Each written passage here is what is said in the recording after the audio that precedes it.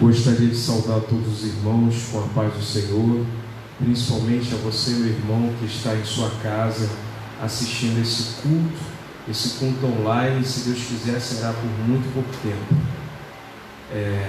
Gostaria de estar fazendo uma oração nesse momento, para que Deus venha abençoar esse estudo que será ministrado pelo evangelista Alain Calixto, teólogo, e também historiador. Vamos estar orando nesse momento. Senhor, queremos pedir nesse momento que Tu abençoe esse culto que estará sendo transmitido, Senhor, para vários lugares, ó Pai, de Mesquita, da Baixada e até fora do estado do Rio de Janeiro. Senhor, pedimos que Tu venha tomar a frente, aonde quer, Senhor, que esteja um servo Teu à frente, Senhor, seja do celular, seja da televisão, ouvindo, Senhor, o estudo que será ministrado, que venha a ser tocado pelo Teu Espírito Santo, que venha a estar sendo cheio do Teu Espírito Santo. Ó Deus, prepara os nossos corações nessa noite, ó Pai, como terreno fértil para receber a Tua palavra e guardá-la, Senhor, porque a Tua palavra, guardando a Tua palavra, Senhor, é o segredo, ó Pai, de não pecarmos contra Ti, ó Deus. Por isso, ó Pai, dá-nos forças, dá-nos graça e abençoe o início desse trabalho nesse momento, em nome de Jesus Cristo. Amém. Estarei louvando com o hino e em seguida estarei passando para o nosso evangelista Alain Calixto.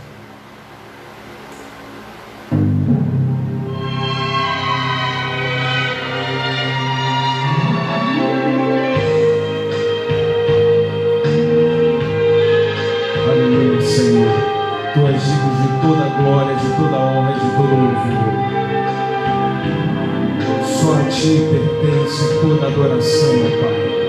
Receba o nosso culto nessa noite. Aleluia.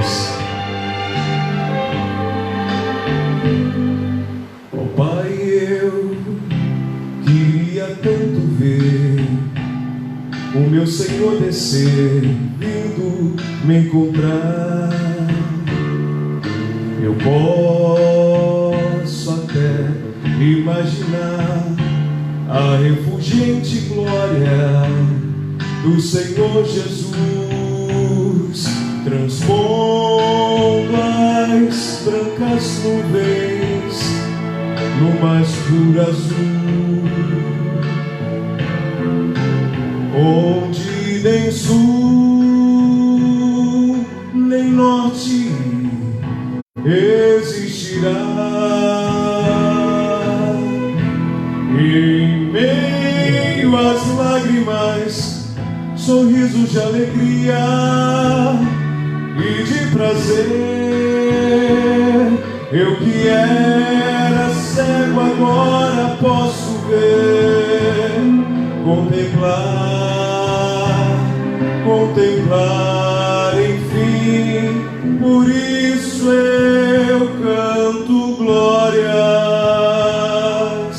glórias, glórias ao Autor da minha fé. Glórias, glórias ao Autor da minha fé.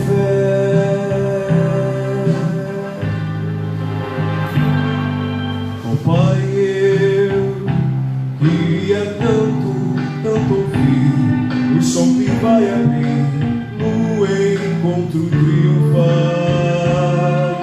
e ver amigos que um dia em Cristo foram feitos meus irmãos, e agora podemos dar as mãos, pois temos todos somente um só Senhor. Eis o consolo que envolve a minha vida, o meu Senhor Jesus, que que foi morto, sim, naquela cruz, voltará, voltará, enfim. Por isso eu canto glórias, glórias, glórias ao autor da minha fé. Glórias, glórias ao autor da minha fé.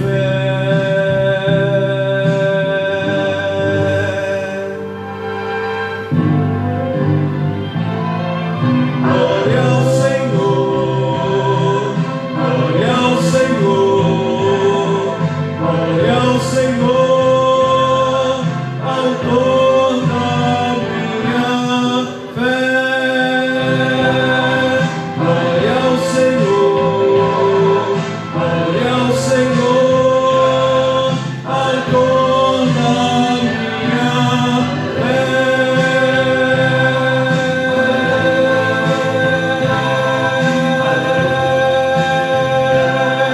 Autor da minha fé. Aleluias. E essa é a nossa viva esperança, que muito em breve Jesus virá buscar a sua igreja e não mais estaremos sujeitos a doenças, a tribulações, a angústias, a pesares, porque todo choro, aleluia, um dia se encerrará e o Senhor enxugará definitivamente toda lágrima. Essa é a nossa viva esperança, é isso que nos mantém firmes, é isso que nos mantém de pé. Aleluias, glórias a Deus. Gostaria de chamar nesse momento o evangelista Alan Calixto, que estará ministrando o estudo da palavra do Senhor, que tem como por título uma introdução à escatologia bíblica. É um estudo que é o início de uma série de outros estudos, né? O nosso irmão, ele já tem estudos escritos e muito em breve estará lançando o seu livro sobre essa temática. Então eu peço que o irmão preste muita atenção e se ligue no aquilo que vai estar sendo ministrado nessa noite. Vamos estar apresentando o nosso evangelista ao Senhor enquanto ele se prepara nesse momento. Oremos ao Senhor. Senhor, nesse momento pedimos que Tu use a instrumentalidade do Teu servo, fale aos nossos corações, não aquilo que precisamos ouvir, mas aquilo que precisamos. Senhor, estamos vivendo dias maus, onde o pânico tem crescido e aumentado entre o povo, Senhor. Mas Tu és um Deus que nos mantém, Senhor, de pé, ó Pai, e a esperança em Ti jamais morrerá no meio da Tua igreja. E temos fé, uma fé que transcende a lógica e a razão humana, Senhor, e essa fé, Senhor, nos mantém ligados e esperançosos em Ti, porque cremos que Tu és o Senhor da Tua igreja e Tu és aquele que tem guardado o Seu povo de todo mal, de toda peste perniciosa, de todo espírito de mortandade. Seja com Teu servo nesse momento, é o que eu Te peço, Te agradeço em nome de Jesus. Amém. Nosso evangelista com a palavra. Glória a Deus. A paz do Senhor para os irmãos, a paz do Senhor para o povo que vai morar no céu. Motivo de alegria nós estamos aqui mais uma vez para glorificar e exaltar o nome, né? Que é sobre todo nome, o nome que um dia todos os joelhos se dobrará e toda língua confessará que Jesus Cristo é Senhor, para a glória de Deus Pai. Louvar a Deus por esta oportunidade, né, de nós estarmos no culto de estudo da palavra, culto de estudo da palavra de Deus, que acontece todas as quartas-feiras aqui na Assembleia de Deus em Vila Nova, que tem como pastor dirigente o pastor Luiz Gustavo, esse que acabou de louvar ao Senhor e orar pela minha vida, né?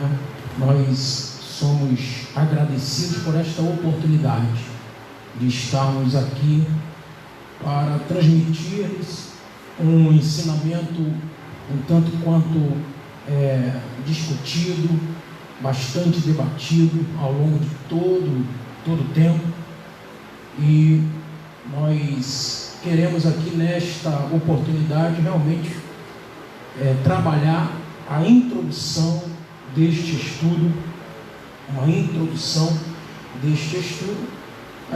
sabedor também de toda a nossa limitação acadêmica, epistemológica, de toda a nossa limitação. Então, por isso também nós vamos dar início a um estudo que eu considero um estudo dentro da teologia sistemática, o estudo da escatologia como o ápice, como o clímax, como o apogeu de toda a teologia.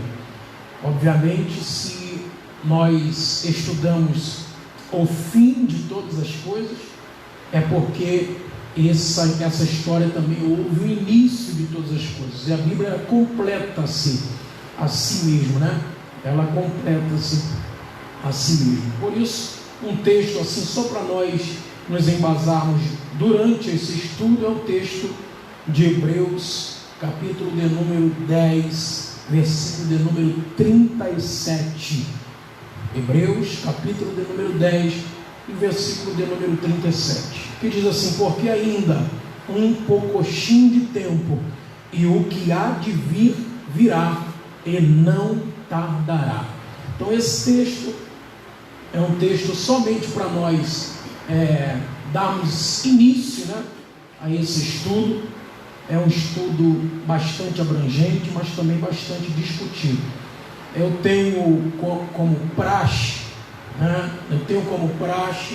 de iniciar esse estudo de escatologia com uma ligeira ou uma sintética introdução bíblica, justamente porque partindo do pressuposto de que há pessoas que agora nos assistem, que estão ouvindo-nos, nos assistindo aí, que por algum motivo também não conhece tanto, não foi muito a fundo dentro desse estudo da introdução bíblica.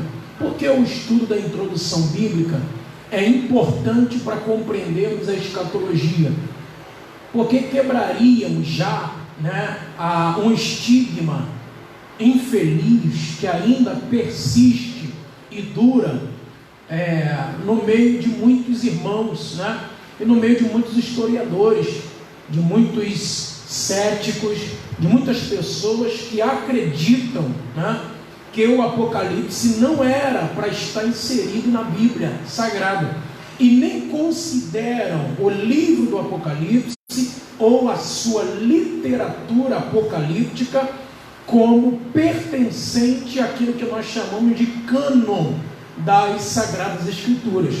Então, por esse motivo, a gente tenta fazer aqui quase que uma apologia ao Novo Testamento, uma defesa do Novo Testamento, dizer que de fato o livro do Apocalipse ele foi aceito como inspirado por Deus, e aceito como pertencentes àquilo que nós chamamos de cânon do Novo Testamento, obviamente. Então nós temos aí, só para iniciar, nós percebemos que há tanto o Antigo Testamento quanto o Novo Testamento, e segundo esses teólogos, existe uma palavra que dá garantia, ou esta palavra fala acerca do Antigo Testamento ou do Novo, como inspirados por Deus ou não. E esta palavra está no grego canon, que significa vara de medir. Trazendo para o nosso contexto, num sentido superficial, é vara de medir, uma vez que a Bíblia Sagrada ela nos serve como medição, como vara de medir, como padrão a ser seguido. Por isso essa palavra cânon é conhecido como vara de medir, num sentido mais superficial.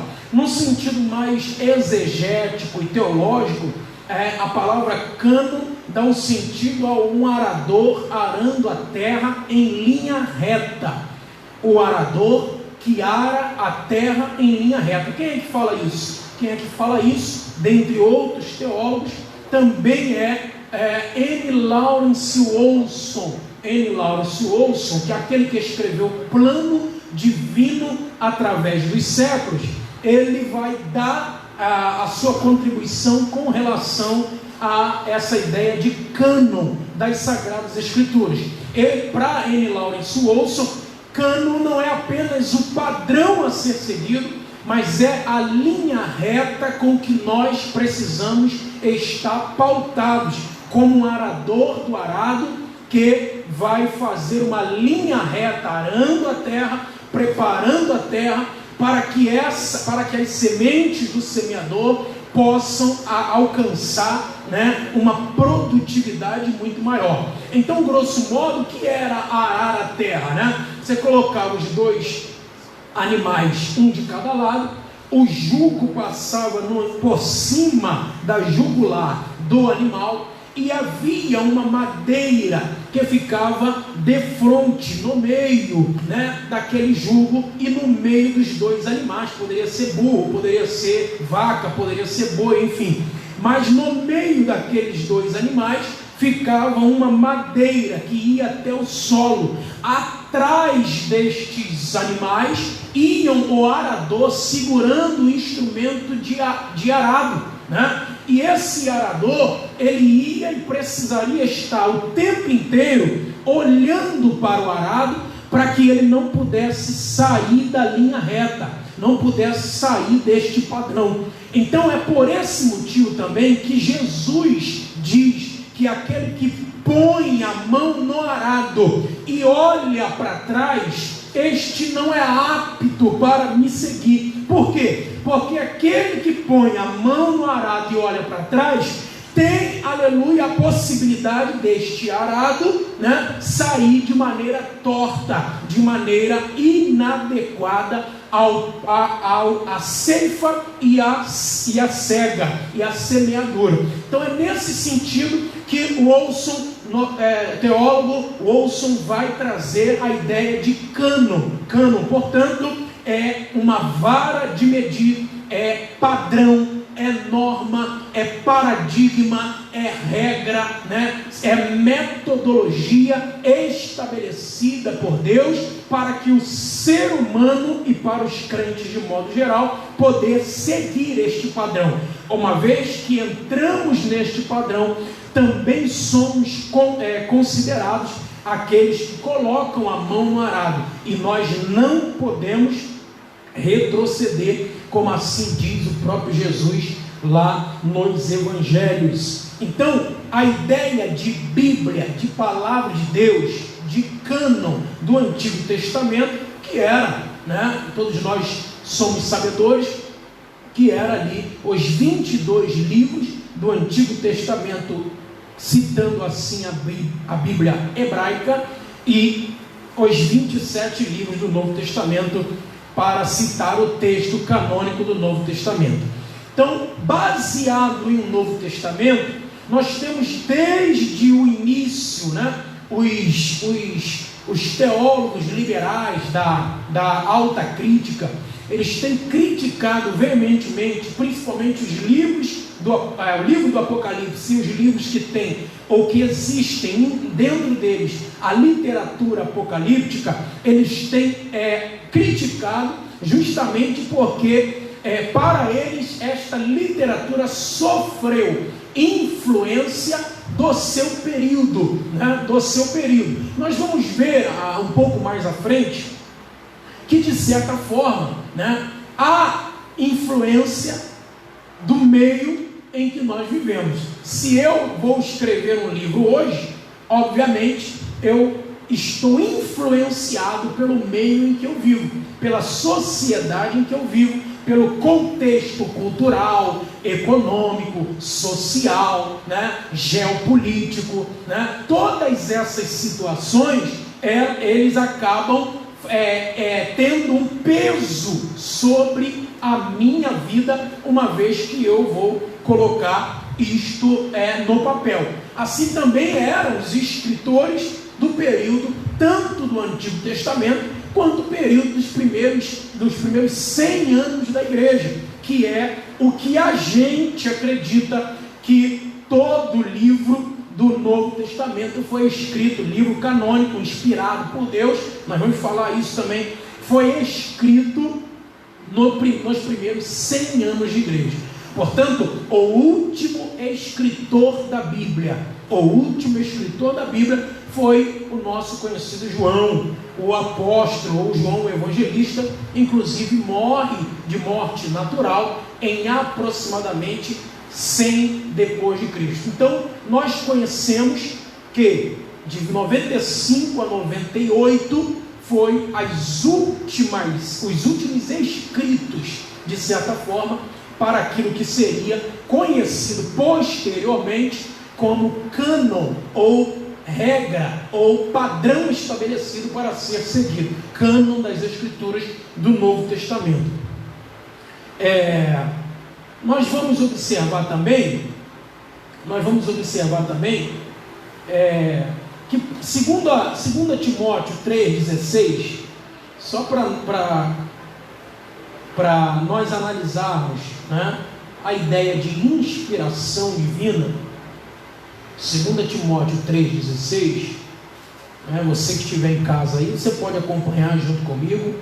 2 Timóteo capítulo 3, versículo de número 16, diz assim: toda a escritura divinamente inspirada é proveitosa para ensinar, para redarguir, para corrigir, para instruir em justiça, para que o homem de Deus seja perfeito e perfeitamente instruído para toda boa obra. Isso significa que a palavra de Deus inspirada é proveitosa para nos admoestar. E essa ideia de inspiração é uma ideia que vem do original grego, conhecido como Theos Pneustos. Theos Pneustos. Esta palavra é uma palavra de origem grega e significa inspirar. Inspirar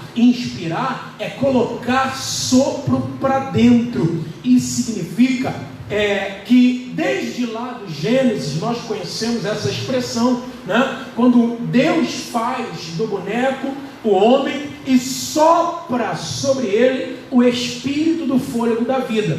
Assim também a Bíblia, a palavra de Deus, nós não vamos nos deter e nem nos ater muito nessas questões de inspiração, para nós entrarmos logo no contexto mais escatológico. Isso é só para nós identificarmos e considerarmos a literatura apocalíptica como pertencente ao cânon das Sagradas Escrituras e principalmente o Novo Testamento. Então nós vamos analisar, né? E é claro, né, nós analisando a literatura apocalíptica, nós vamos perceber que esta literatura apocalíptica ela tem uma grande aceitação no período do sétimo século antes de Cristo, mas ela vai ter uma proliferação muito grande a partir do terceiro e segundo séculos antes de Cristo. Ou seja, aquilo que para nós teólogos, para nós igreja, para nós servos de Cristo, são conhecidos como os 400 anos que abarca o período interbíblico, período intertestamentário e período conhecido como período do silêncio. Entre esse período interbíblico, intertestamentário, período do silêncio, né, por volta do terceiro e segundo século antes de Cristo, ou seja, período interbíblico, nós vamos ter uma grande proliferação da cultura e da literatura apocalíptica, uma vez que vai sofrer também influência, tá, da cultura helenista. A cultura helenista vai nos legar, digamos assim, vai nos legar a filosofia, e automaticamente vão surgir muitos escritos neste período, tá bom? Isso vai ter o seu lado positivo, né, e o seu lado negativo. Se colocarmos em uma balança, né, nós vamos analisar que houve um lado mais negativo do que positivo. O lado positivo é que há uma efervescência da cultura judaico-cristã para o Novo Testamento. Essa é a parte boa da história, né? A parte ruim, ou ponto negativo, é que por causa dessa grande quantidade de literatura, né, houve um grande problema para o início do Novo Testamento, uma vez que é aqui que vão aparecer, né, por volta dos seus terceiro século e segundo século antes de Cristo, é aqui que vai aparecer o que nós denominamos de literatura pseudepígrafe, né? O que significa isso? Pseudo, falso, epígrafe, escrita, isto é, uma falsa escrita ou várias falsas escritas que vão surgir no período interbíblico. Então esse vai ser um ponto negativo, uma vez que se eu tenho vários livros, várias literaturas, né, inclusive muitas literaturas apocalípticas que são consideradas ou que serão consideradas falsas, né, posteriormente serão consideradas falsas, aí vai surgir este problema que nós temos, inclusive até o dia de hoje: quais literaturas aceitamos como verídica, como verdadeira, né? O que eram os pseudepígrafos? Eram aqueles homens que escreviam os seus escritos, tinham lá a sua literatura, mas para ter a sua obra aceita, eles colocavam um pseudônimo, e este pseudônimo geralmente era um nome de um personagem da Bíblia do Antigo Testamento. Portanto, você vai ver nomes na literatura conhecido como pseudepígrafe, né? Justamente por isso. É aqui também que vai surgir os livros considerados de livros apócrifos, né? Apócrifos, os livros apócrifos datam de 200 a.C. a 100 depois de Cristo aproximadamente. E é por esse motivo que nós vamos ter uma imensidão de concílios, de sínodos, né? De vários concílios, de vários sínodos, né? Ou seja, várias assembleias para poder colocar em xeque esse tipo de pauta, né? Nós vamos ter alguns concílios no Novo Testamento, acerca da aceitação ou não dos livros canônicos. Como é que vai surgir isso? Nós vamos ter, por exemplo, no ano 90 a.C., na cidade de Java, né, aquilo que nós conhecemos como a aceitação do cânon do Antigo Testamento. Ou seja, eles só aceitaram os livros considerados inspirados por Deus no concílio de Java, no ano 90 a.C.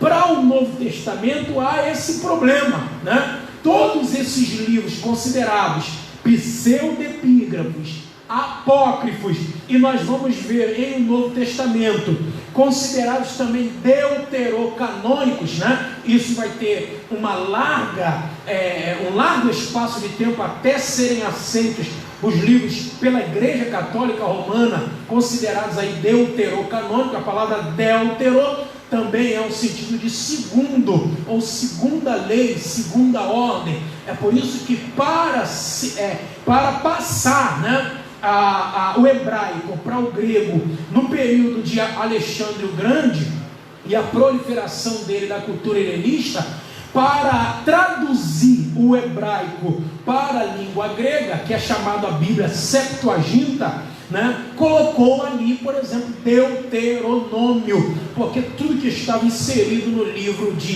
do Êxodo, né, acaba sendo colocado novamente no livro de Deuteronômio. O que estava escrito no hebraico Devarim estava também escrito no hebraico Shemot. Então, para colocar do hebraico para o grego, eles também traduzem os livros da Bíblia. Daí vem Pentateuco, todos esses influenciados pela cultura helenista. Então, observe isso. Este é um dos grandes problemas, né, que a crítica textual usa, e a alta crítica, que são teólogos liberais, né, da alta crítica, tentando aí o tempo inteiro ir contra a palavra de Deus. Isso é só para nós identificarmos que o livro do Apocalipse e outros textos de referência apocalíptica foram devidamente revisados, analisados.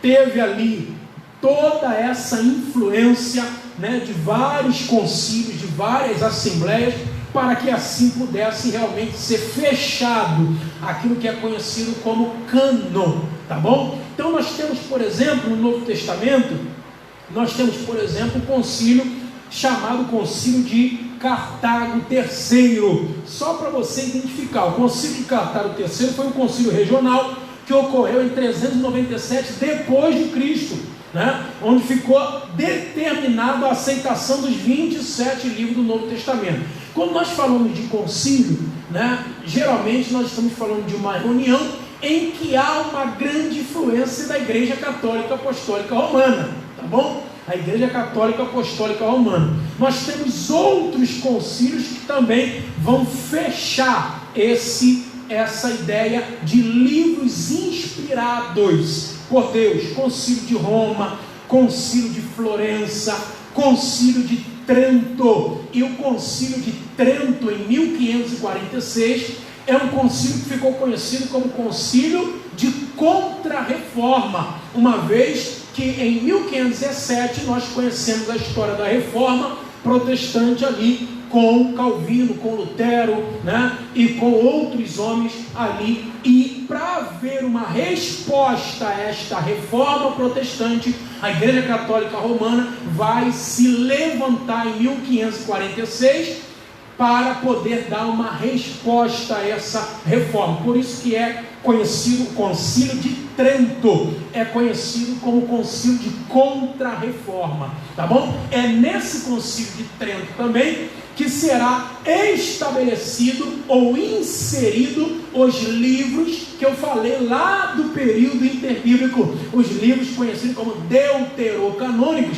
serão inseridos apenas aqui no século XVI pela igreja. Os 7 livros que a Bíblia Católica Romana insere só foi aceito como deuterocanônico, ou seja, há um primeiro cânon e aí há uma segunda aceitação. Por isso deutero, segunda aceitação inserido no cânon.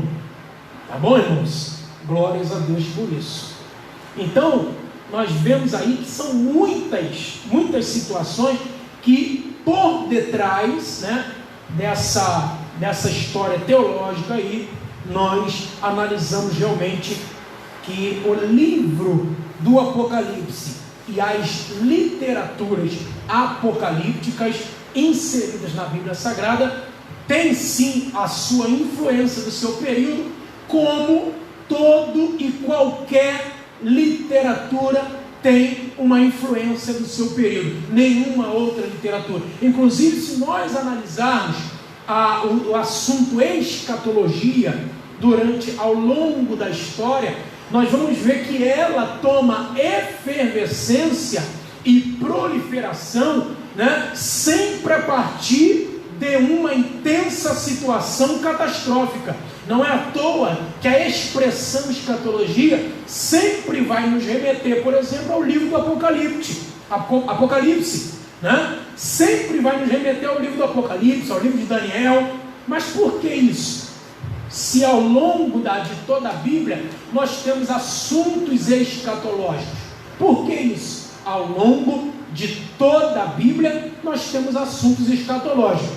E você, como é estudioso da palavra de Deus, né, juntamente conosco, conhece um texto áureo, né, de Gênesis, capítulo de número 3, e o versículo de número 15. Isto é já um versículo altamente escatológico, né? Altamente escatológico. Gênesis, capítulo de número 3, e o versículo de número 15 é altamente escatológico, né? O texto bíblico vai dizer: e porém inimizade entre ti e a mulher, e entre a tua semente e a sua semente, esta te ferirá a cabeça, e tu lhe ferirás o calcanhar. Por quê? Porque a expressão escatologia também é uma expressão de origem grega, que segundo o teólogo reformado, batista, Wayne Grudem, vai defini-lo como a escatologia, como a doutrina, ou tratado, ou estudo dos eventos futuros. O estudo dos eventos futuros.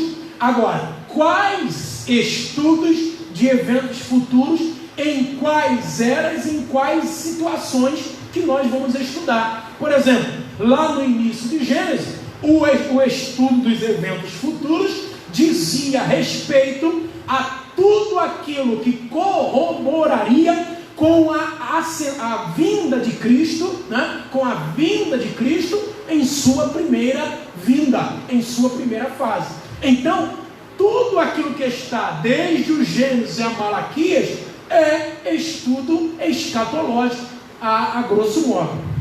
Então nós vamos identificar isso. Agora, o que nós estamos vivendo hoje também são situações altamente escatológicas que não se cumpriram ainda na história e ainda tem o seu desdobramento a partir de eventos que desencadearão outros eventos escatológicos. Por isso, nem tudo que nós vimos acontecer no primeiro século da igreja aconteceu já num plano geral, né? Já num plano geral. Ainda há situações, textos bíblicos, referências bíblicas, né, históricas para poder se cumprir até que venha o arrebatamento, né, o arrebatamento da igreja e todos os outros assuntos que têm seu desdobramento a partir da mola propulsora. Segundo o meu ponto de vista, a mola propulsora que desencadeia outros eventos escatológicos se chama arrebatamento da igreja. A partir do arrebatamento da igreja vai começar a intensificar sinais para a segunda vinda de Cristo. E nós vamos observar isso a partir, vamos ver se dá, né, condições da gente ir analisando essas questões aí. Tá bom, irmãos? Então, a escatologia é um estudo bíblico, é um estudo teológico, é um estudo sistemático, tá bom?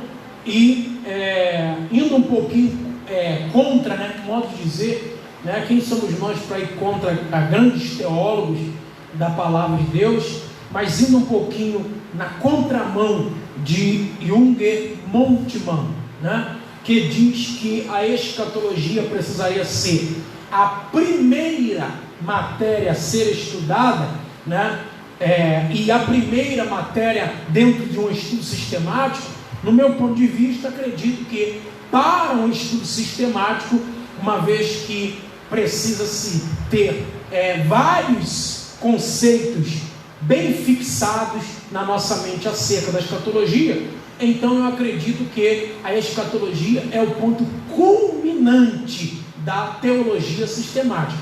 Então, meu ponto de vista é que a escatologia ela deve ser, dentro de uma teologia sistemática, um assunto para ser tratado por último, porque a escatologia vai abranger aspectos da salvação, da soteriologia, aspectos de Cristo, da cristologia, aspectos como nós entramos aqui agora, aspectos aquilo que é chamado dentro da teologia de isagoge bíblica, ou seja, introdução bíblica ou bibliologia.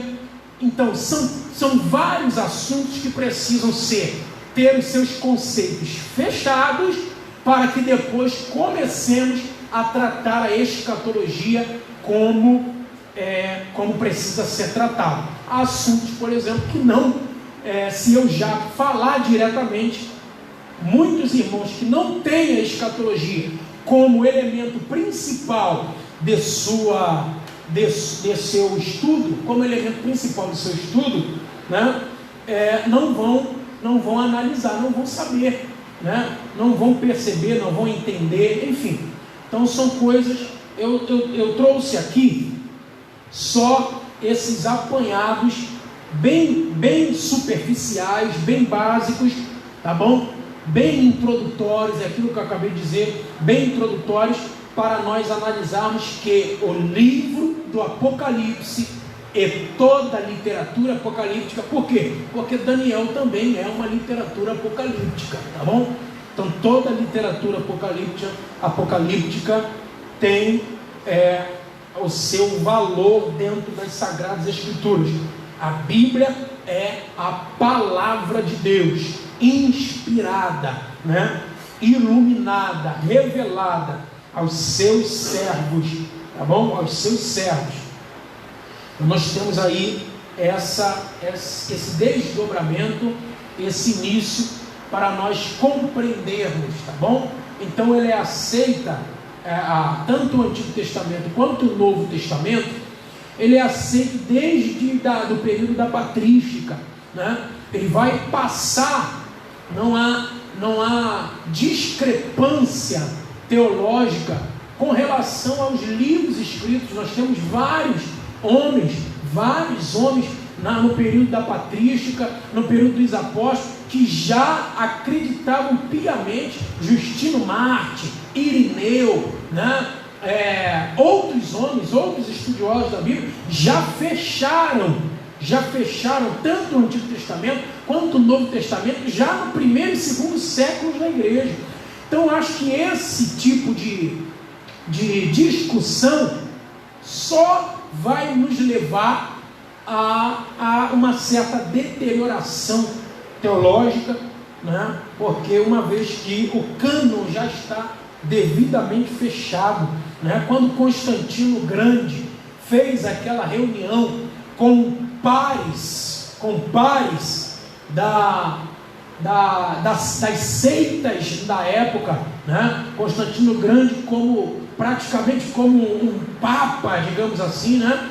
Como um imperador que fez com que o cristianismo fosse religião oficial do Império Romano do Ocidente, tá bom? O Império Romano do Ocidente, quando ele fez aquela reunião em Nicéia, em 325, o texto ali em pauta, segundo até mesmo o Dr. Rodrigo Silva, tá bom? Dr. Rodrigo Silva da TV Novo Tempo, do canal Evidências, falando acerca disso, inclusive ele cita que Constantino Grande era praticamente um leigo, né? Era um analfabeto teológico, ou seja, ele só estava ali porque ele era o imperador romano, tá bom? E não houve lá naquele concílio de Nicéia em 325 nenhuma pauta de discussões acerca de livros canônicos inspirados ou não.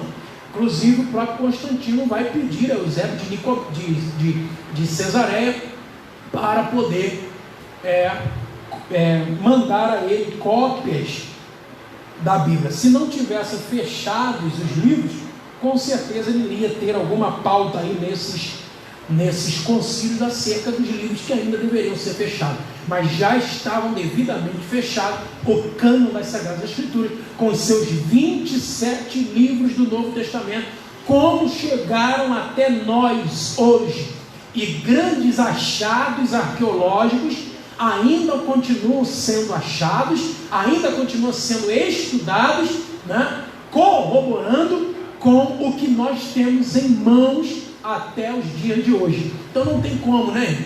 Não tem como colocar em xeque, em dúvida, a idoneidade, a fidedignidade das Sagradas Escrituras, do Novo Testamento ou do Antigo Testamento. Portanto, partindo desse princípio de que o Apocalipse e que toda a literatura apocalíptica é de fato inspiração divina, toda a literatura apocalíptica dentro da Bíblia Sagrada é de inspiração divina, nós partimos então para uma outra situação, tá bom? Que é a situação da interpretação da Bíblia, tá bom? Da interpretação da Bíblia. Nós vamos partir para uma outra situação que está agora de cunho de interpretação da Bíblia. Calma, nós vamos começar a abrir a Bíblia ainda. Nós estamos nas preliminares, tá, irmãos? Então nós vamos começar a abrir os textos bíblicos daqui a pouco, quando entrarmos um pouco mais fundo. Como está bastante agora teórico, né? Nós estamos bastante teóricos agora, neste primeiro momento, e aí nós vamos daqui a pouco passar para sermos um pouco mais práticos, didáticos, para a glória de Deus, tá bom, irmãos? Então, fique calmo, pega aí a sua Bíblia aí na sua casa, tá bom? Pegue textos, se puder, interage com a gente aí, coloque aí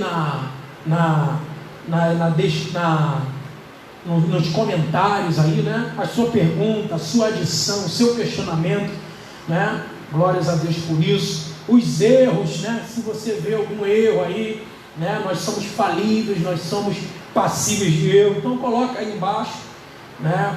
E vai nos ajudando também. Um ponto crucial dentro da escatologia, tá bom? Dentro de vários outros segmentos teológicos, mas na escatologia, segundo Dwight Pentecost, o que mais afeta a linha ou as linhas de interpretação escatológica, obviamente, são aquilo que ele chama de hermenêutica complicada, tá bom? Hermenêutica complicada ou hermenêutica, ou seja, a interpretação correta, coerente, levando em consideração todos os aspectos de uma boa hermenêutica. Então, por causa disso, segundo Dwight Pentecost, que é este livro aqui, ó, Manual de Escatologia, cita todos os vieses com relação à escatologia, todos eles, tá bom? Nós vamos falar daqui a pouco aqui um pouco, de maneira bem introdutória, de maneira bem sintética, nós vamos falar aqui cada um dos pontos de vista e cada uma das escolas, e o porquê que houve tantas escolas assim. Ele vai falar que o ponto culminante é de maneira geral, a hermenêutica, né, ela é uma matéria dentro da teologia que visa a interpretação do texto, a interpretação coerente da Bíblia Sagrada, tá? Um dos pontos que eu acho que todos nós conhecemos, um dos pontos principais, ou pelo menos dois pontos principais, para haver uma boa hermenêutica, uma boa interpretação, né? Um bom estudo interpretativo das Escrituras. O primeiro é que a Bíblia explica-se a si mesma, tá bom? A Bíblia explica-se a si mesma. E a segunda, que é bastante batida, bastante difundida, é que texto sem contexto é pretexto para heresias. Então, de fato, isso é verdadeiro. Se nós analisarmos a hermenêutica dentro de seus conceitos e de todas as suas ramificações, de seus braços, vai haver muita dificuldade em errarmos na interpretação da Bíblia. Se eu pego um texto sem contexto, automaticamente eu estou aqui até mesmo heresia, e dessa heresia eu posso criar uma seita para mim mesmo por causa de um erro de interpretação, que eu não levei em consideração vários fatores, alguns deles. Dentro da hermenêutica existe algo conhecido como triângulo hermenêutico. O que significa isso? O triângulo hermenêutico, ele trabalha, se você, é porque aqui a gente não colocamos aqui o quadro, mas se você em casa, você pode desenhar um triângulo aí na sua casa e colocar dentro deste triângulo a palavra texto, tá bom? A palavra texto. Acima deste triângulo, logo no primeiro ponto do triângulo, contexto. O lado esquerdo deste triângulo, inferência, e do lado direito deste triângulo, referência. O que significa isso? A hermenêutica, grosso modo, trabalha com o texto, contexto, com a inferência e com a referência. O texto é o texto que nós queremos estudar. Qualquer um dos textos que o irmão aí na sua casa quiser escolher para estudar, esse é o texto base que você escolheu para estudar. Eu quero ler Gênesis 3. Então, esse é o texto base que você escolheu para estudar. Eu quero ler João 3,16. Esse é o texto base que você escolheu para estudar. Baseado no texto de escolha sua, você precisa analisar o contexto. Tá bom? O contexto.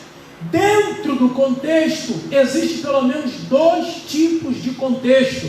Olha, irmãos, nós estamos nas preliminares, nós estamos na fase inicial para poder compreendermos a escatologia como lhe é própria, tá bom? Então nós vamos devagar, tá bom? Nós vamos neste estudo devagar. Se não for, eu que darei continuidade a esse estudo, nós temos aqui homens de Deus capacitados para poder dar continuidade a esse estudo. Nosso mestre, presbítero Evandro Aquino, nosso pastor Luiz Gustavo, são homens, são estudiosos da palavra de Deus. Glórias a Deus por isso. Mesmo que nós não demos essa continuidade, outros homens virão aqui nas próximas quartas-feiras para poder dar prosseguimento a este estudo. Mas observe isso, contexto.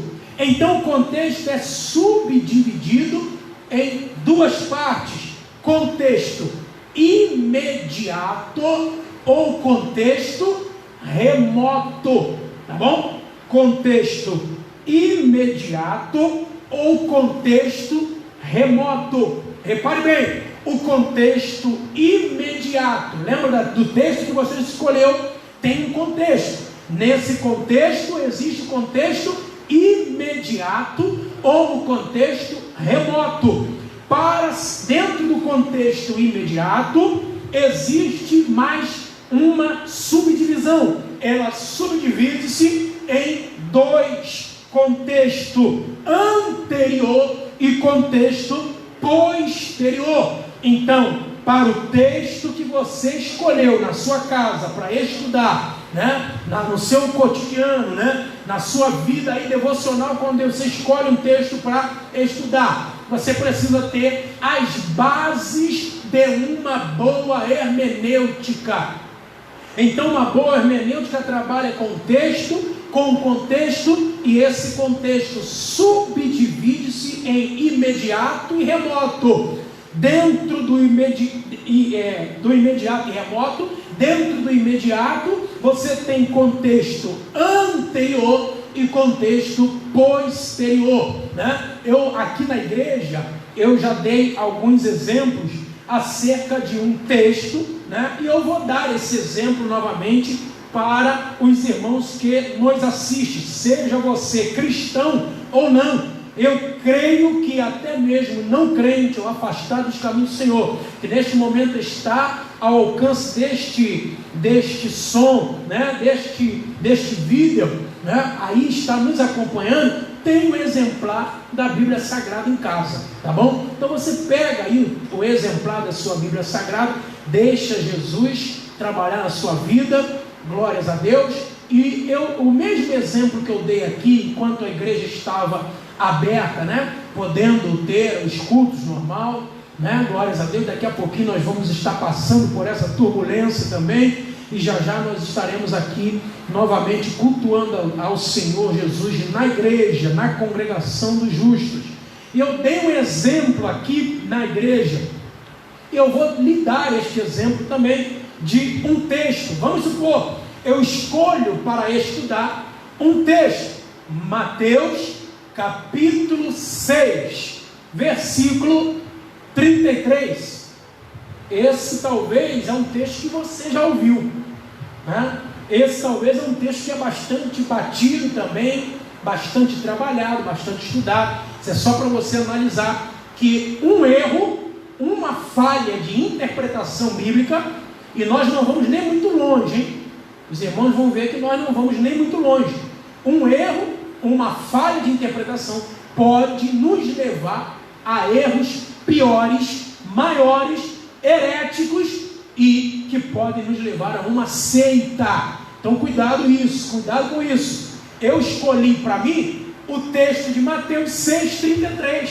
Olha o texto de Mateus 6,33, o que diz: mas buscai primeiro o reino de Deus e sua justiça, e todas essas coisas vos serão acrescentadas. Eu escolho esse texto para poder pregar, ou para poder estudar em casa, ou para poder dar um estudo, e imaginar que eu chegue aqui e diga para os irmãos, por exemplo, que baseado nesse texto, que os irmãos serão prósperos, que os irmãos vão ter casa, carro, é só buscar o Senhor, que os irmãos vão ter isso, aquilo, né? Glórias a Deus. Então, não se desespere, não se incomode. Deus conhece a tua vida, Deus conhece a tua necessidade. Vai buscando o Senhor, que Ele vai te dar tudo isso. Olha, mas só que não é isso que o contexto desse texto está dizendo. Outros textos da Bíblia revelariam melhor a proposta de falar sobre prosperidade, por exemplo. Só que esse texto não fala sobre isso. O texto, lembra que eu falei? Você tem um triângulo hermenêutico, o texto, que é o Mateus 6,33 que eu escolhi, o contexto. E quais são o contexto aqui? Contexto imediato ou remoto. Eu vou procurar a resposta da minha indagação, do meu questionamento, baseado primeiro no contexto imediato. Vou ver se eu acho no contexto imediato a minha resposta. Poxa, o que Deus está querendo dizer com isso, né? As perguntas que nós fazemos ao texto são cruciais. Onde, como, por quê, aonde, né? Em que contexto, quem é que escreve, quem é que fala, qual é o remetente, qual é o destinatário, e assim sucessivamente. São textos que nós precisamos, são situações que nós precisamos avaliar, analisar. Então nós vamos ao contexto imediato. O contexto imediato, já no versículo de número 25, eu não vou nem ler os outros, tá, irmão? Porque a partir do 25 já me dá a resposta do que o texto quer dizer a partir do seu contexto, tá bom? Então olha o versículo 25: por que andas ansiosos quanto à vossa vida, pelo que haveis de comer, ou pelo que haveis de beber, ou quanto ao corpo, pelo que haveis de vestir? Aí ele vai perguntar: não é a vida mais do que o mantimento? Não é o corpo mais do que a vestimenta? Aí olha os os versículos seguintes: olhai para as aves do céu, eles não semeiam, nem cegam, nem ajuntam em celeiros, e vosso Pai Celestial as alimenta. Não tendes vós muito mais valor do que elas? E qual de vós, com todos os cuidados, acrescenta um côvado da sua estatura? E quanto ao vestuário, por que andais solícitos? Olhai para os lírios do campo, onde eles crescem, não trabalham, nem fiam, e eu vos digo que nem Salomão, com toda a sua glória, se vestiu como qualquer deles. Pois se Deus assim veste a erva do campo, que hoje existe e amanhã lançada no fogo, não vestirá muito mais a vós, homens de pequena fé. Versículo 31: não andeis, pois, inquietos, dizendo: que comeremos, que beberemos, ou o que vestiremos? Aí o versículo 32: porque todas essas coisas gentios procuram, de certo vosso Pai Celestial sabe que necessita de todas essas coisas, mas buscai primeiro o reino de Deus e sua justiça, e todas essas coisas vos serão acrescentadas. Que coisa? Comer, beber e vestir. Ou seja, eu recebo a orientação de Deus de maneira clara, racional, concisa e verdadeira, a partir daquele plano que eu passei para os irmãos de uma aplicação da hermenêutica. Outros textos, a referência é referência. O que é referência? Referência é tudo aquilo que eu acho em outros textos que falam as mesmas coisas, tá bom? E a inferência é tudo aquilo que eu acho em outros textos que tem a mesma ideia do texto que eu escolhi, que tem a mesma ideia. Referência fala a mesma coisa, inferência tem a mesma ideia, introduz o mesmo conceito, mesmo que seja com palavras diferentes, tá bom? E dentro desse contexto também tem um contexto remoto que pode remeter a você ler, por exemplo, o capítulo inteiro, um livro inteiro ou a Bíblia toda para saber o que significa um versículo só. Que nós nos envolvemos nessa situação? Em tudo. É por isso que eu disse que a escatologia ela tem que ser, dentro da teologia sistemática, a matéria que deve ser estudada por último, porque há outros conceitos que precisam ser devidamente fechados para quando chegarmos em assuntos mais difíceis, mais conturbados, mais discutidos, mais debatidos, eu tenho argumentação e base teológica para poder chegar ao denominador comum, tá bom, irmãos? Então, nós vamos aí então entrar basicamente, dada estas palavras de cunho introdutório, tá bom? De cunho introdutório, dada esta palavra de cunho introdutório, nós vamos analisar, apesar de não sairmos muito desse conceito introdutório agora, tá bom? É bem provável que não dê tempo de nós trabalharmos aspectos devidamente escatológicos, mas nós vamos estar dando conceitos aqui, tá bom, irmãos? Então o primeiro conceito eu já dei, inclusive é baseado numa obra de um reformado, tá bom? De um teólogo reformado batista chamado Wayne Grudem, tá bom? Wayne Grudem dá a resposta do que é escatologia em sua teologia sistemática, tá bom? Então, o que é escatologia? Segundo Wayne Grudem, é tudo aquilo que se estuda os eventos futuros, tá bom? Escato, último, logia, é a junção de duas palavras gregas que significam estudo último.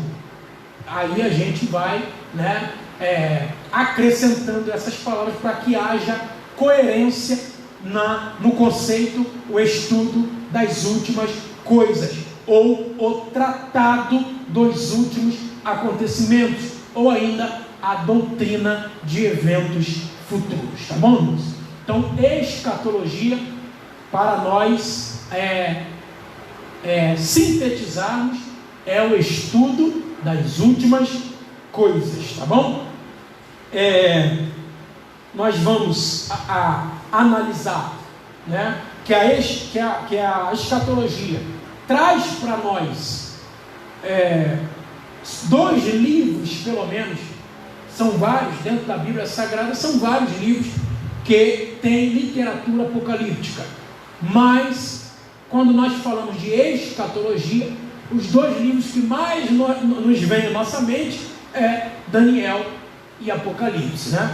Então, esses 2 livros, de fato e de verdade, eles não podem ser desassociados em hipótese alguma. Para se estudar profunda e exaustivamente o assunto da escatologia, necessário é que não se desassocie Daniel de Apocalipse, porque os 2 dialogam-se entre si, porque há assuntos iconográficos, ou seja, que são assuntos de enigmas, de símbolos, iconografia, ícone, ou seja, simbológico. Existem os símbolos que estão bastante incubados no livro de Daniel, que são desvendados no livro do Apocalipse. Como também o contrário acontece, tá? Existem ícones que são incubados no Apocalipse e que são desmembrados, descortinados e revelados. É por isso que no latim a palavra Apocalipse do latim é revelatio, ou seja, significa desvendar, abrir cortina, né? Tirar, desvenda, tirar a venda dos olhos, extrair uma verdade que estava oculta, tá bom? Então isso também está dentro dessa ideia de escatologia e do assunto da literatura apocalíptica, tá bom? Então, revelação, livro da revelação, revelatio, né? Significa tirar, extrair, conseguir uma verdade que estava até então oculta, tá bom, gente? E isso nós vamos observar ao longo de toda a Bíblia, tá bom? Ao longo de toda a Bíblia há profecias, que aqui mais uma vez eu chamo a atenção dos irmãos para poder compreender que nós estamos num assunto de escatologia em que há uma gama de situação profética, tá bom? Estamos em um assunto escatológico em que nós temos que trazer na nossa mente de que nós vamos tratar assuntos proféticos, tá bom? Assuntos proféticos. E dentro até do profetismo, né, daquilo que nós chamamos de profetismo, nós vamos analisar que há situações no Antigo Testamento, há assuntos no Antigo Testamento que têm o seu desdobramento apenas no Novo Testamento. As profecias ao longo de toda a Bíblia, elas são, segundo o pastor Elias Soares de Moraes, elas são progressivas, tá bom? Profecias durante a Bíblia, segundo o pastor Elias Soares de Moraes, elas são progressivas. Eu concordo com ele, porque elas são progressivas, porque há profecias e revelações que não se difundiram e não foram abertas, né, no Antigo Testamento, mas que são reveladas no Novo Testamento. Por isso que nós falamos que é um assunto enigmático, um assunto de difícil compreensão, porém um assunto da escatologia, um assunto que traz esperança para a igreja. O Apocalipse, Daniel, Ezequiel, Zacarias, né, e todos os outros livros da Bíblia que trazem literaturas apocalípticas e trazem profecias para um tempo final, não pode trazer terror noturno e nem síndrome do pânico para a igreja. O Apocalipse e Daniel foram feitos para trazer esperança para uma igreja de que a qualquer momento o soar da última trombeta acontecerá e a igreja de Cristo será arrebatada desta terra para morar no céu de glória. Esta é a nossa maior esperança. E ao estudo escatológico não é para causar terror em ninguém, não é para causar pânico em ninguém, é para causar esperança em tempos de crise, em tempos de escassez, em tempos de dificuldade, em tempos de apostasia, em tempos de prática que não compete, aleluia, que não corrobora-se com a prática que Deus estabeleceu na palavra de Deus, em tempo de ganância, em tempo de mornidão espiritual. O Apocalipse e a escatologia surge para dar, aleluia, esperança a um povo verdadeiro e que vai permanecer, ser fiel até a morte, segundo a palavra de Deus no livro do Apocalipse, e dar-te-ei a coroa da vida. Tá bom, irmãos?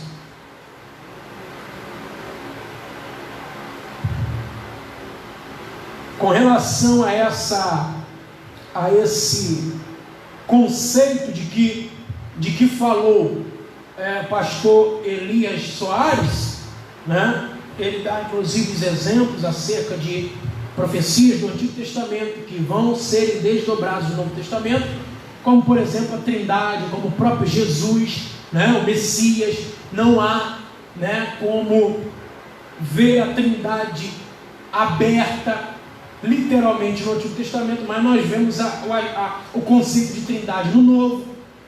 Você não vê Jesus no Antigo Testamento de maneira aberta, de maneira clara e concisa. Você vê manifestações esporádicas daquilo que chamamos do anjo do Senhor, do anjo da tua face, aquele anjo com letra maiúscula, segundo a Bíblia, Arce, Almeida Revista Corrigida, Almeida Revista Atualizada, também trazem essas versões, trazem o anjo da tua face, o anjo do Senhor, com letra maiúscula, representando aquilo que nós conhecemos em teologia como teofania, né? Fania, manifestação, teodeus, manifestação de Deus visível, ou seja, era Jesus incubado no Antigo Testamento e que só se revelaria de sua melhor forma no Novo Testamento. Assim também a escatologia, também há desdobramentos que vão sendo desencadeados, como a gente vem falando, tá bom? Essa literatura apocalíptica, ela surge na cultura judaica, aquilo que eu falei, no período do 2º século aí, tá bom? Principalmente na luta macabaica, tá bom? Na luta e na guerra dos Macabeus, logo após o homem chamado Antíoco IV Epifânio vai profanar ali o templo, e para que haja uma certa retorno às práticas judaicas, né? Os irmãos Macabeus vão contra esse homem da dinastia Seleucida, tá bom? Ele é da dinastia Seleucida, ou seja, lá na Síria, tá bom? E aí, por causa disso, por causa dessa profanação de Antíoco IV Epifânio, é que os Macabeus vão começar também a escrever literaturas e todos os outros com eles.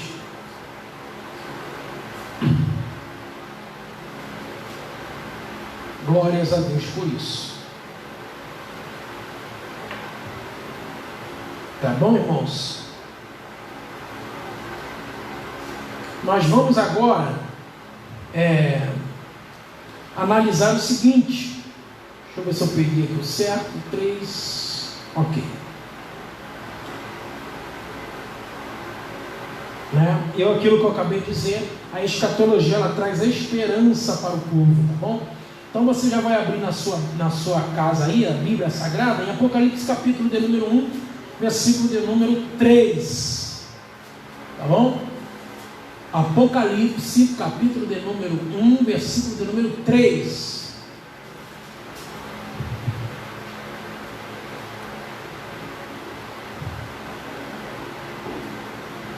Embasando-nos de que o Apocalipse e toda a literatura, e toda a revelação, toda a profecia para os eventos finais são proveitosas e trazem esperança para a igreja, tá bom? Tanto o Apocalipse capítulo de número 1, versículo de número 3, que diz: bem-aventurado aquele que lê.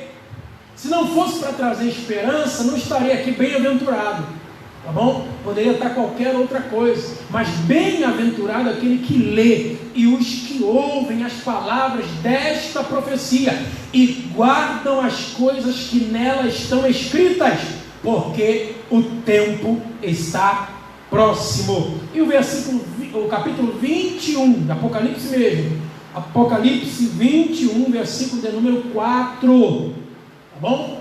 Apocalipse, capítulo 21, versículo de número 4, essa é a maior esperança que a igreja tem, que o seu povo tem.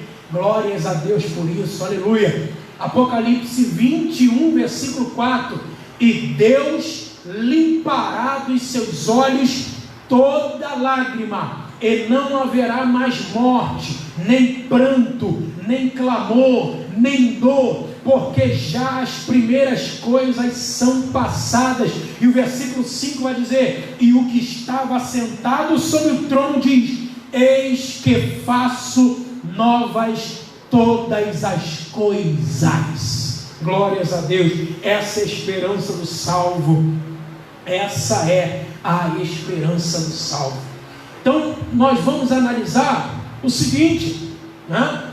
Todas as vezes trouxe a literatura apocalíptica, a própria escatologia, todas as vezes ao longo de toda a história, trouxe esperança para a igreja, tá bom? Trouxe a esperança para a igreja. O livro do Apocalipse surge em meio à perseguição que os judeus estavam enfrentando no Império Romano, né? O livro do Apocalipse vai surgir no final do primeiro século da igreja, através de uma intensa perseguição do Império Romano.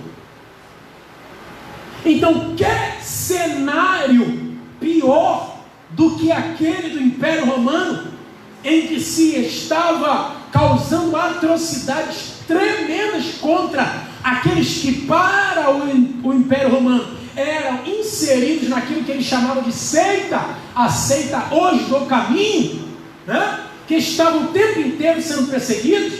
O livro do Apocalipse vai nascer nesse plano, nessa conjuntura, nessa situação complicada, nesse contexto e efervescência de perseguição ferrenhas contra os cristãos do primeiro século. E João era o único que estava vivo ainda. Ele já havia tido o anúncio, né, daquilo que Nero fez, tanto com Pedro quanto com o apóstolo Paulo. Olha só que situação. Então o livro do Apocalipse nasce no meio de uma turbulência para causar esperança para aquele povo e para o povo subsequente, para os povos que viriam após o primeiro século depois de Cristo. Mas vamos ver, né? Eu falei aqui agora, depois da revolta macabaica, né?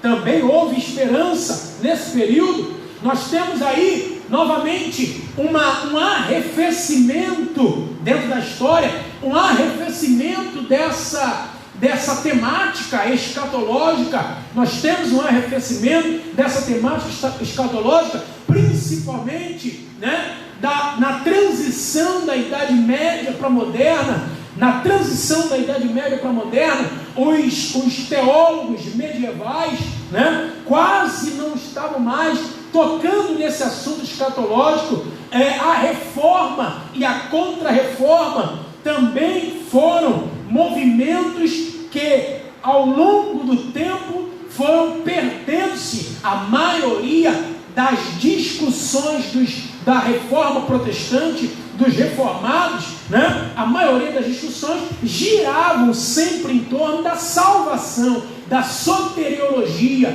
da eleição, da predestinação, quem é salvo, quem não é, enfim. Então eles esqueceram um pouco, né, esta parte.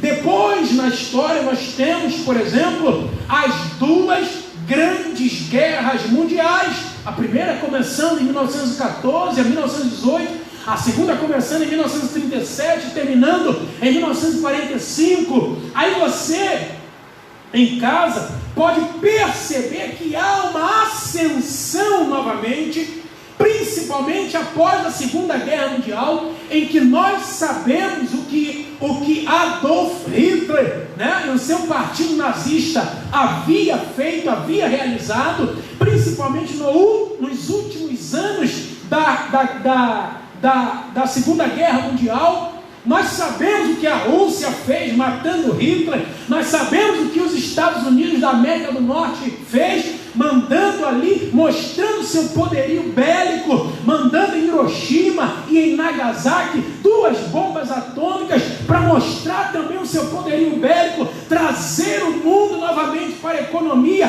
mostrando a eles quem é que mandava, aleluia. E naquele meio, naquela efervescência, quando todo mundo achava que os judeus já não iriam mais resistir, que a igreja já era, que não tinha mais jeito, começaram a aparecer teólogos, né? Indo nas rádios, indo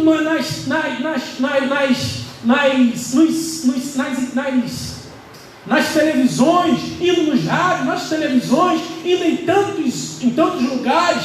Nós temos aí pelo menos 3 teólogos que vão aquecer novamente esta ideia escatológica no final do século XIX, para o início do século XX, e depois na metade do século XX em diante. Aleluia. Nós temos 3 teólogos. O primeiro teólogo conhecido nosso, teólogo suíço, chamado Karl Barth.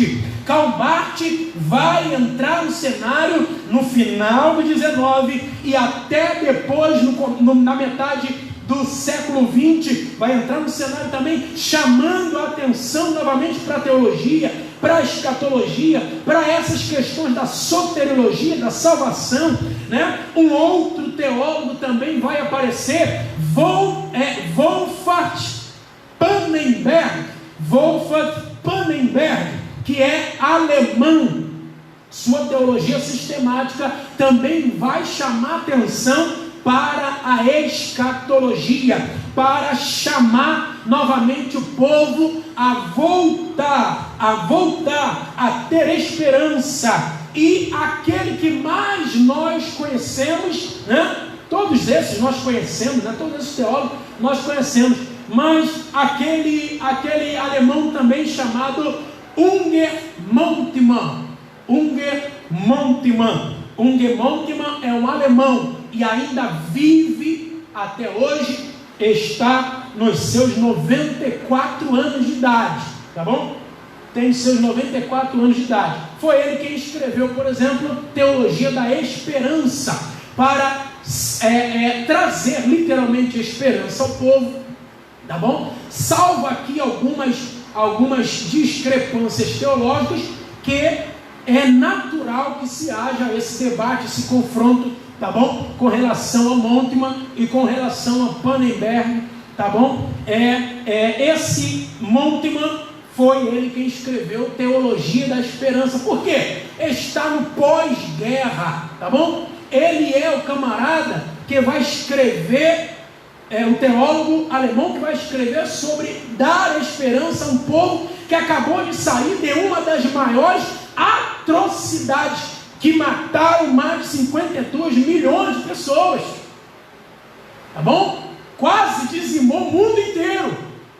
Foram mais de 100 países que ficaram na Segunda Guerra Mundial, gente.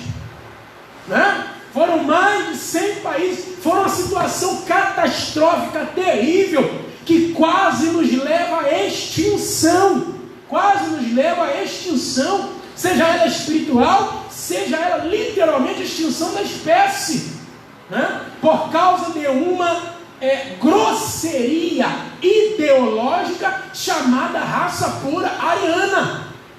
Uma grosseria ideológica, né? Em que há uma raça só no mundo e que essa raça é a branca.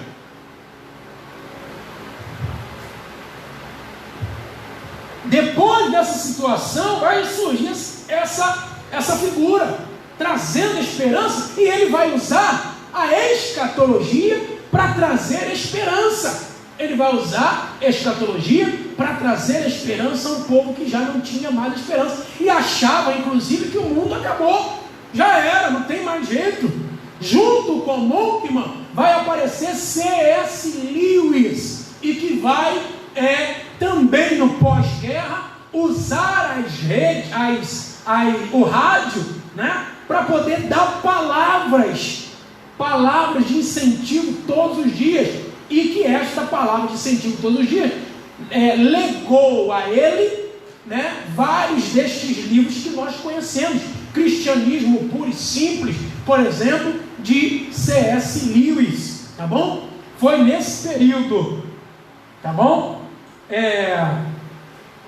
O que eu estou querendo dizer com isso? A escatologia é uma matéria, uma disciplina, um ramo da teologia sistemática que trata principalmente da esperança da igreja, da esperança de que um dia estaremos com Cristo, e que isso não é história da carochinha, que isso não que nós não estamos aqui dando um atestado de louco, de maluco, que nós acreditamos piamente que Jesus vem para nos levar para o céu, que Jesus vem para nos levar para o céu. Nós acreditamos nisso, e a escatologia também vem para dar esperança, tá bom? Então, o que trabalha a escatologia cristã, protestante, bíblica e sistemática? O que trabalha? Trabalha aspectos da salvação, soteriologia, aspectos da salvação. A escatologia vai se valer, tá bom? Também trabalha aspectos da cristologia. Escatologia sem Cristo é tudo menos escatologia, tá, irmãos? Escatologia sem Cristo e sem os aspectos, né? Aqui vamos trabalhar, por exemplo, as naturezas de Cristo, como conciliar, né? Quem é que nós vamos ver no céu? Essa ideia de quem é que desce, como é que desce? Jesus tem corpo, não tem corpo? Essas discussões serão tratadas na escatologia.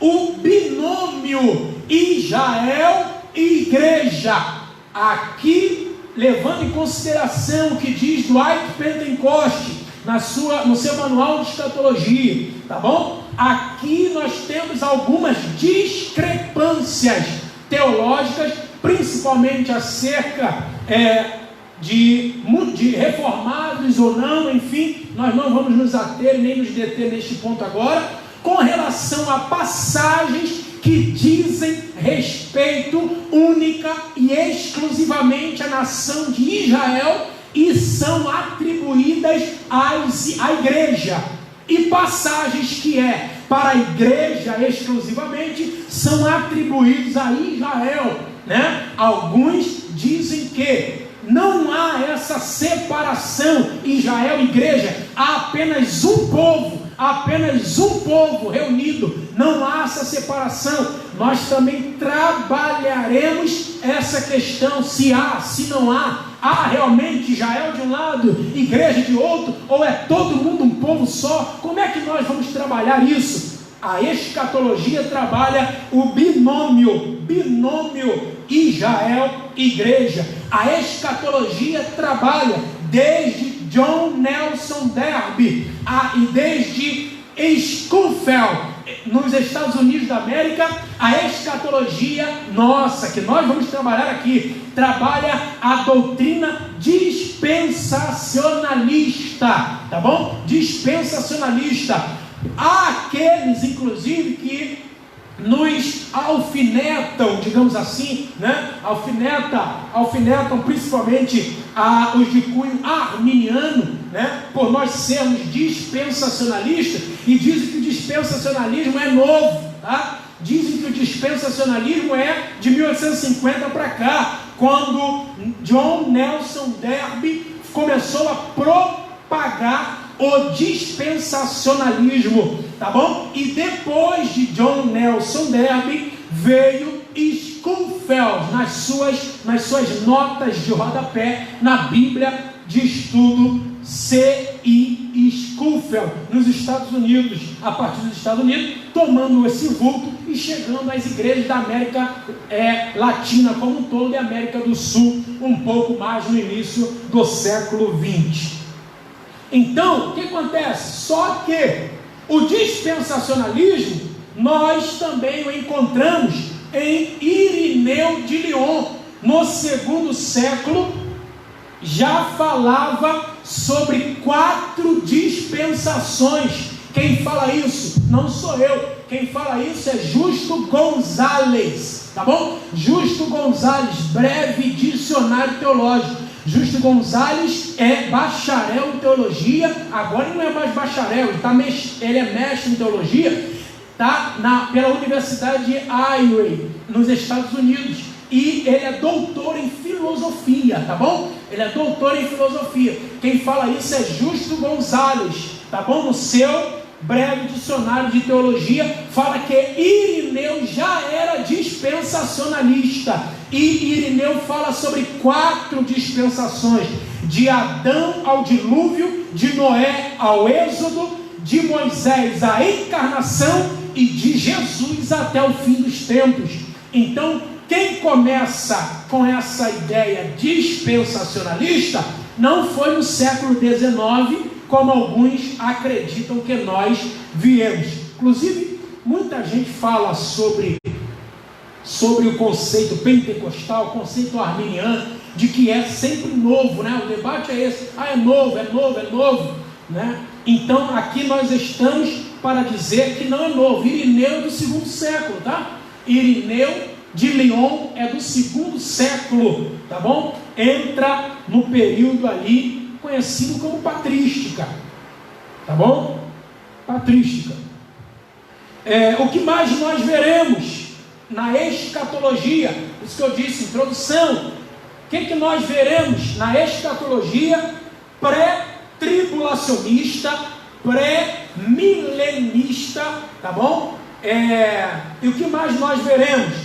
Vamos ver a concepção de arrebatamento, tá bom? Nós vamos ver concepção de arrebatamento. O que é arrebatamento? Segundo o teólogo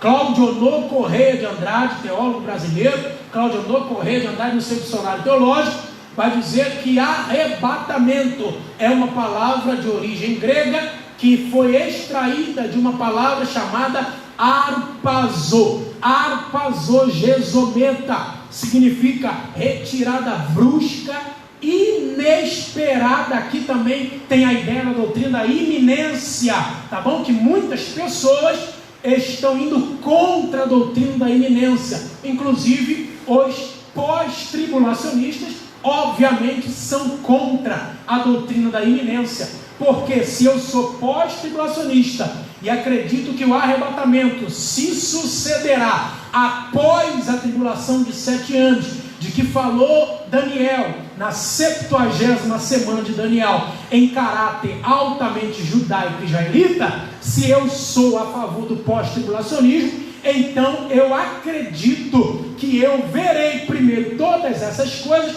para depois Cristo vir arrebatar a igreja. Ora, se eu sei que a grande tribulação está acontecendo, eu não tenho iminência nenhuma, não vai acontecer nada de repente. Então eles são contra a teoria da iminência. Nós partimos do princípio de que há iminência.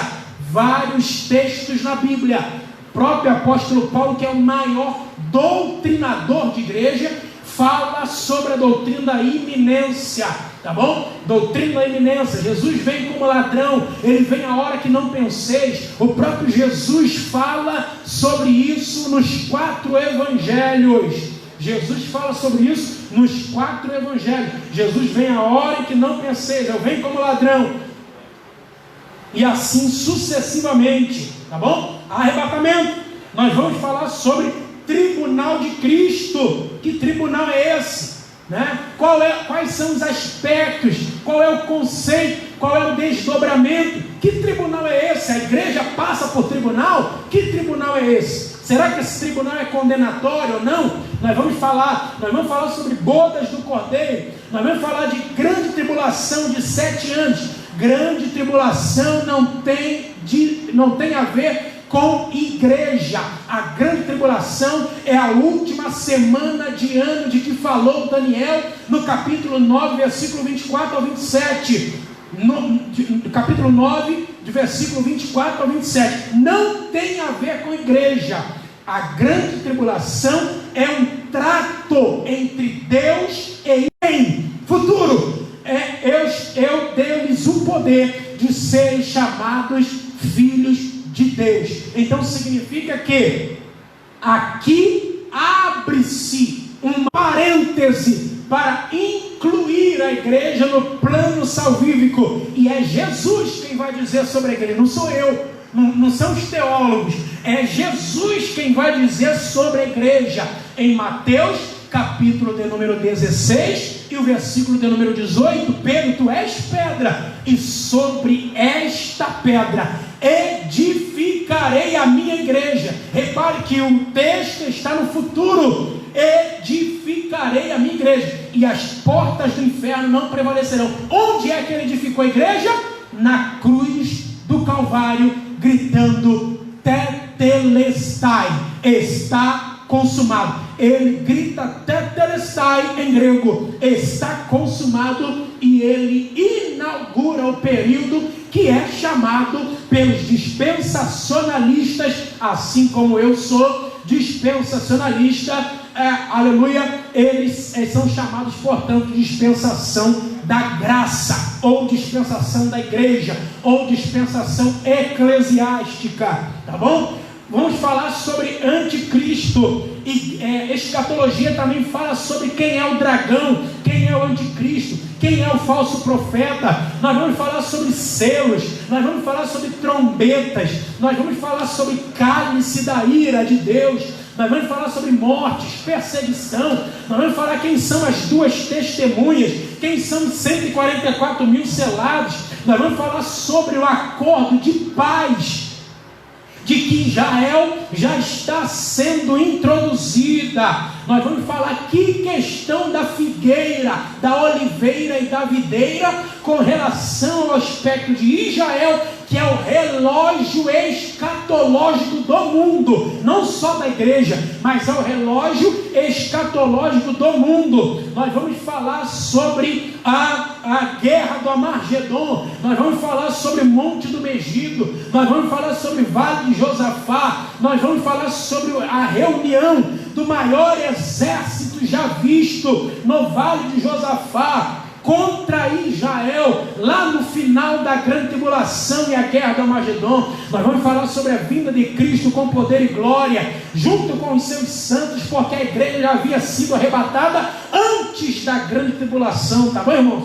Nós vamos falar sobre a prisão de Satanás, o milênio, literal, não é literal? Quais são os aspectos do milênio? Nós vamos falar sobre a soltura do diabo, Gog e Magog, o diabo lançado no lago de fogo e enxofre. Nós vamos falar sobre o juízo do grande trono branco. Nós vamos falar que juízo é esse do grande trono branco, quem participará do grande trono branco. Nós vamos falar sobre a ideia do trono branco para dizer que Jesus é rei dos reis e senhor dos senhores.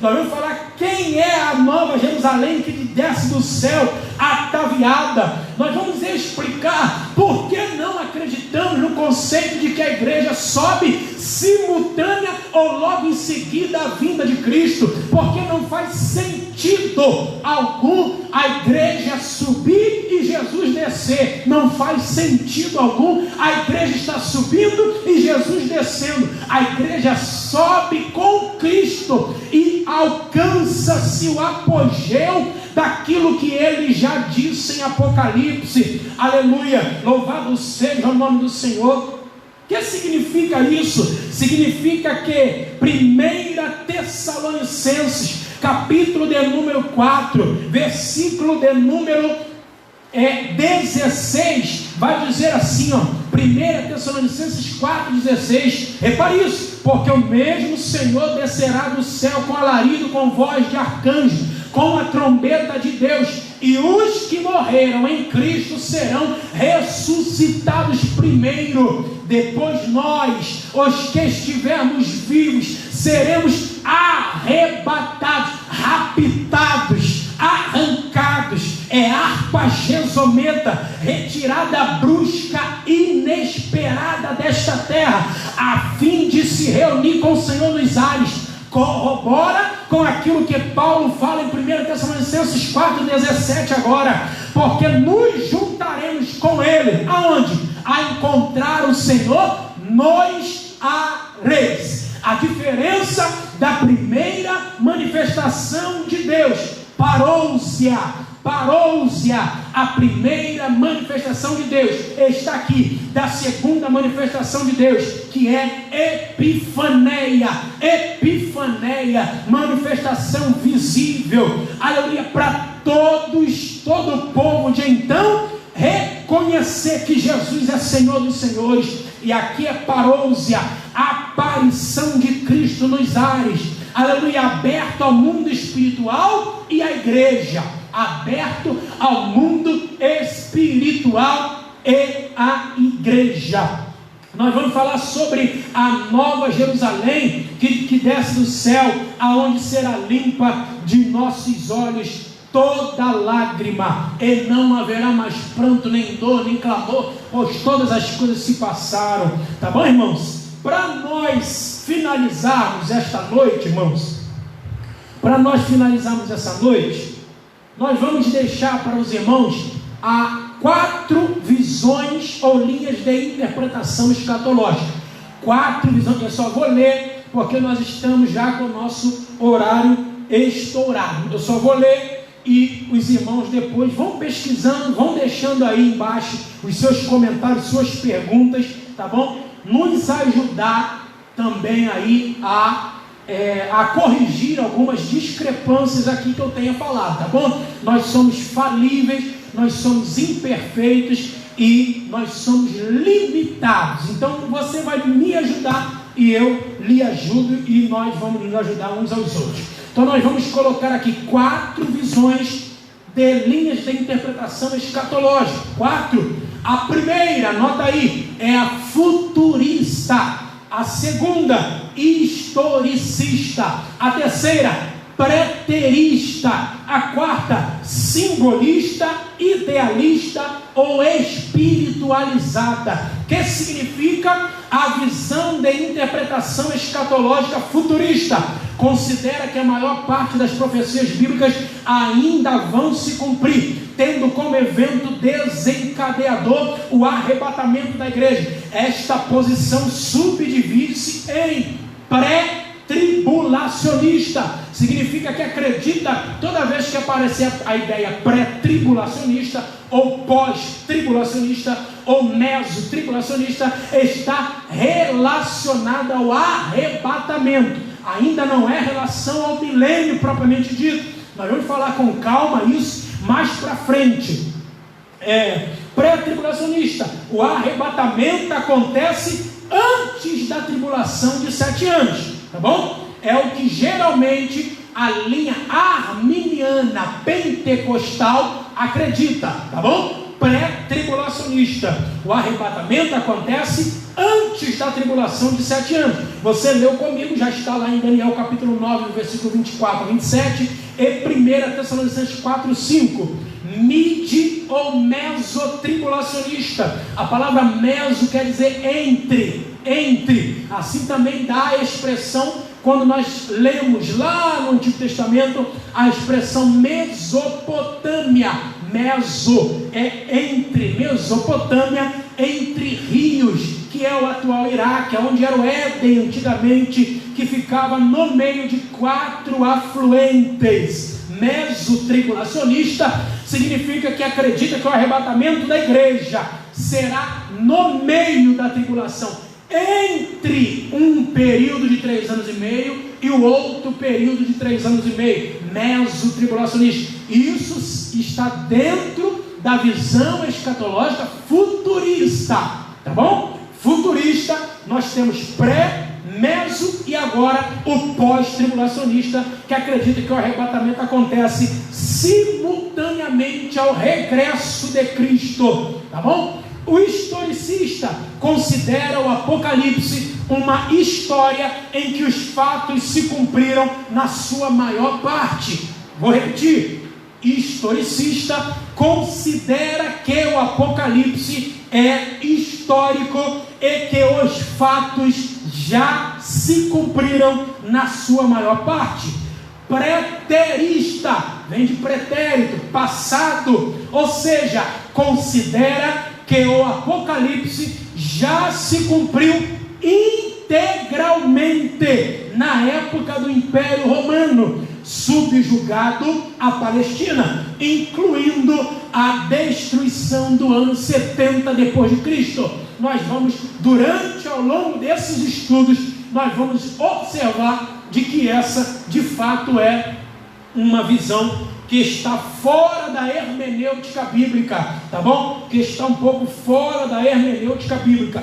Quarta visão escatológica, simbolista, idealista ou espiritualizada. Significa o seguinte: analisa tudo dentro da literatura apocalíptica e do Apocalipse como sendo espiritual, simbólico, apenas uma alegoria dualista entre o bem e o mal. Nada do que eles leem ali é literal ou figurado, mas eles acreditam que é espiritual, simbólico e apenas uma luta entre o bem e o mal. Apenas isso, tá bom, irmãos?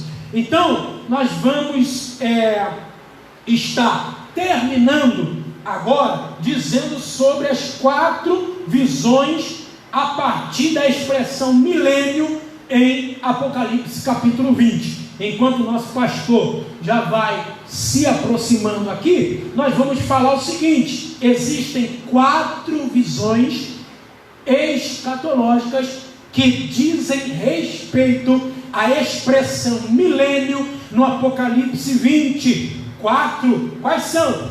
Pré-milenismo histórico, pré-milenismo dispensacionalista, pós-milenismo e amilenismo. Na próxima oportunidade, nós estaremos dando continuidade a esta introdução. Portanto, então, nosso estudo aqui nesta igreja, nosso estudo trabalhará a partir de um viés escatológico, futurista, pré-tribulacionista, pré-milenista, dispensacionalista. Tá bom, irmãos? Então nós acreditamos muito nisso. Então que Deus em si, em Cristo, vos abençoe em nome de Jesus. Não esqueça, se você quiser adquirir, eu acho muito pertinente, muito viável e é muito bom esses livros aqui. Breve Dicionário de Teologia, Justo Gonzalez, tá bom? Breve Dicionário de Teologia, Justo Gonzalez. Existe aqui, eu já lhe mostrei aí, mas vale a pena mostrar novamente. J. Dwight Pentecoste, tá bom? Esse já é falecido, 2014 ele faleceu, mas também é de grande influência teológica e tem uma visão pré-tribulacionista, este aqui, tá bom, irmãos? Mas ele dá todas as visões dentro da escatologia, tá bom? Manual de escatologia. E este é um teólogo brasileiro também, recém-falecido, Antônio Gilberto, Daniel e Apocalipse, tá bom? Isso aqui trabalha muito o aspecto iconográfico, daquilo que eu falei lá no início, tá bom? Iconográfico, ele vai trabalhar com vocês o aspecto de símbolos, que cada símbolo significa e que cada personagem quer tratar. Deus em Cristo lhe abençoe esta noite, em nome de Jesus.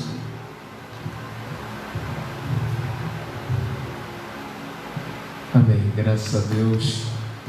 Estudo abençoadíssimo, que serve para o nosso elevo espiritual e conhecimento mais profundo desses últimos acontecimentos.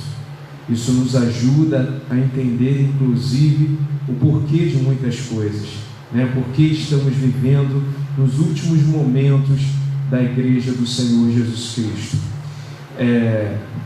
Eu gostaria de pedir ao irmão que está ouvindo esse estudo dentro da sua casa, no seu lar, seja no trabalho, eu não sei ao certo, que você dê um like nesse estudo e compartilhe com outras pessoas, para que esse estudo alcance outras pessoas, né? Estaremos dando continuidade nas próximas semanas. Hoje foi, como o próprio evangelista falou, uma aula introdutória, porém estaremos nas próximas aulas entrando mais a fundo, né? Na verdade, a aula de hoje só colocou um gostinho de quero mais na nossa boca, mas que você na sua casa venha meditar, comece a ler o livro de Daniel, o livro de Apocalipse, coloque as suas dúvidas, que estaremos também, na medida do possível, tirando cada uma delas à luz da palavra de Deus e à luz da nossa teologia, né? Da teologia assembleiana, né? Que a gente acredita, amém? Que é a futurista pré-tribulacionista, amém, meu irmão? Que Deus vos abençoe. Não esqueça de dar o like e compartilhar esse vídeo. Estaremos orando nesse momento para que Deus o visite na sua casa, no seu lar, te dando paz, aumentando a tua fé e te revestindo a sua vida da sua presença, amém? Senhor, nesse momento queremos agradecer a Tua presença, Senhor, te agradecer, ó Pai querido, porque esse estudo foi um estudo abençoador e foi ao encontro dos nossos corações e das nossas vidas.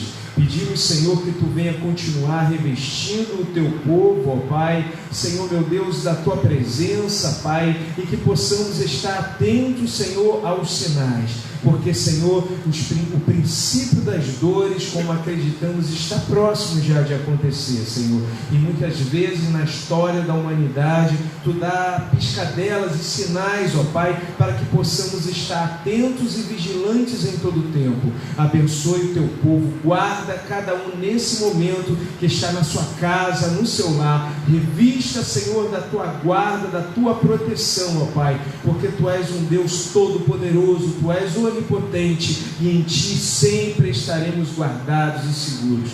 Toma cada um nesse momento, é o que eu te peço e te agradeço, em nome de Jesus Cristo, amém. Que a graça do nosso Senhor Jesus Cristo, o grande amor de Deus e as doces e eternas consolações do Divino Espírito Santo seja com cada irmão meu que está ao alcance da nossa voz, ouvindo a palavra do Senhor, em nome de Jesus Cristo, e todos digamos amém. Terminado em nome de Jesus, que Deus continue vos abençoando, amém.